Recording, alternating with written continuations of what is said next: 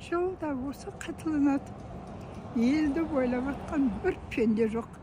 Барлығы қарын тойдыру, тамағын тойғызу, қалтасын томпайту, одан кейін қыдыру жан-жаққа. Бұл деген надандық, топастық. Мен ел ағаларына айтар едім, жерге түсіндер көктен. Осынша халықтың бала-шағаның аузынан жырып алған дүниені 2 метр жеріңе алып кетесің ба? 1 метр шыт матамен келіп, 3 метр шыт матамен кетесің. О дүниеге.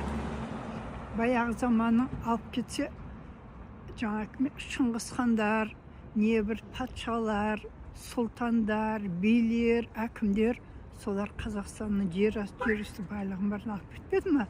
Әкететін болса, қалды ғой.